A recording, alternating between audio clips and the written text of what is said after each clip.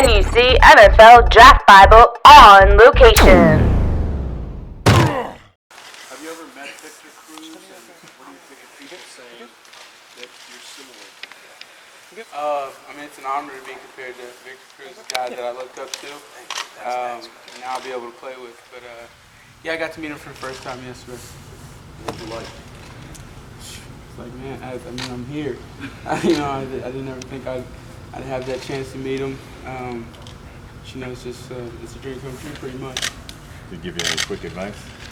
No, he just told. It was just a brief meeting, real quick, and I just met him. He didn't give me any advice yet. He's gonna wait on that, I guess. You seem to have big room for this. I mean, you were a football player young. You were around the Oklahoma facility, nonstop, even as a little kid. Do you sort of sense like this was, where you were destined to be? And was this always your goal? Yeah, I mean, always. Just as a little kid, being around the game so much, being around my dad, who later turned into a coach, and my uncle's playing. Yeah, football is just we breathe football in my family, so it's definitely my calling. Your number selection, how much did that go? I mean, I see your dad wore 87 also in Dallas. How much did that go into it, and is that the reason behind it for you? I didn't actually get to pick it. This is what they gave me, but I guess it was a coincidence that it's my dad's number. So I kind of wanted something in the teens, but I guess I'll just rock with it. It happened, and I think I'll just rock with 87. How much do you think you can contribute immediately? I mean, obviously you've just been running around here one day, but a lot of times rookie receivers have a hard time acclimating. You played 4 years. Do you think that will help you, and do you think you can acclimate pretty quickly and contribute as a rookie? I definitely think I can. I was able to do that coming out of high school and playing in college. I know this is a different level, but I believe I can contribute as soon as I step in here, but I'll just have to show the coaches that, and they'll make that final decision. I think when Jerry Reese was talking about you, he said, you're not big, but you play big. I mean, how do you play big? I would honestly say because of the weight room. That's a big thing for me. I stay in the weight room. You're going to have bigger corners that are going to play press coverage in this league, and you have to learn how to deal with it. So that's been a major key to my success, is being in the weight room just constantly, running routes on there and things like that. Have you heard all the way up through the line, you look short? All the time. I hear that all the time. Too short. Yeah, I'm always being told that I'm too short. So, that gives me a little bit more motivation, and it gives me motivation to play big. When is the first time? You're a legitimate 5'10"? You'd say that's correct? Yeah, 5'10". Mm-hmm. Sure. Did you get in touch with Odell at all? I know you said you're friends with Kenny Stills, and who he's obviously friends with Odell. Did you hear from him at all, or did you get a chance to really speak to him even before you got here? No, not before I got here. Victor Cruz and Odell, I both saw them at the same time walking into the building yesterday, so that was the first time I saw them. They didn't call you short, did they? They didn't call me short. No, we're all kind of the same size. That's got to be comforting, right? You could be out, 6'4", 6'5" guys you have to play with. No, seriously. I mean, you have guys the same size as you, and then you see them making plays every week. So why can't you make plays every week? Still, are you aware that since you've been drafted here, a lot of people, experts, national, local, regional, are all touting you as maybe the most explosive player of the Giants drafted, the guy with the biggest upside. They put a lot of heat on you, a lot of pressure on you. You don't seem like the kind of guy who feels pressure. Am I reading this right or wrong? Yeah, no, I mean, I really don't. It's going to be what it's going to be. I'm coming in here ready to work, and I've been in so many pressure situations in my life. I think it just kind of comes natural to overcome them, and the comparisons are going to come. They came in high school to college, so they're always going to come, but you just have to deal with it. You've done a good job of that so far, so you just got to keep going.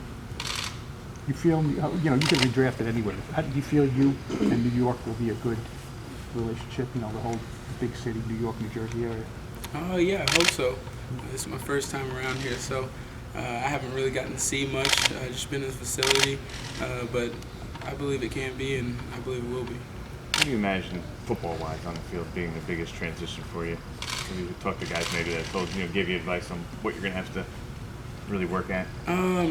Not much. Like I said, it was just a brief meeting with Victor and Odell, but I think the biggest thing for me is going to be just the speed of the game. Once I get the speed of the game down, I'll be adjusted. I feel like that's the big thing. Like from high school to college, it was the speed of the game. Then I heard some pros say it on TV. That was the biggest adjustment for them. So You look forward maybe a little bit here, and then more so in training camp, you and the first round pick kind of lining up and testing yourselves. It's going to be a mono kind of thing. Oh yeah, that'd be fun. I mean, I don't think we're doing much one-on-ones here or anything of that nature, but we'll definitely get after it. I mean, we're going to compete with each other. We're teammates, but we're going to compete. He's taller than you. Getting on the same page with the other Eli, is that simply a matter of, you run the routes, you expect him to deliver the ball? Just getting on the same page? Yeah. Yeah, I mean, that'll come along in practice, though, I believe. Routes on air, we do that session, and then 7-on-7 as well. I feel like that just kind of comes naturally throughout practice. You've had experience running the entire route tree, am I correct? Oh, yes, ma'am. Do you feel that that's kind of helped you make this leap? Yeah, I mean, there's a lot of receivers that were drafted and play for other teams that had an offense where, it was a track meet. It was go balls and just hitches and stuff like that. So I believe the system that we played at Oklahoma, that Coach Riley had us playing, definitely helped me out with my adjustment to the NFL. Sterling, did Eli give you any advice when you met with him yesterday? Not much. I mean, he just told me to get in the playbook pretty much, and that's what I'm doing. Last night I was in it for a while, and this morning as well. Yesterday was the first time you met him? Yesterday, yeah, first time. I had talked to him right after I got drafted the next day.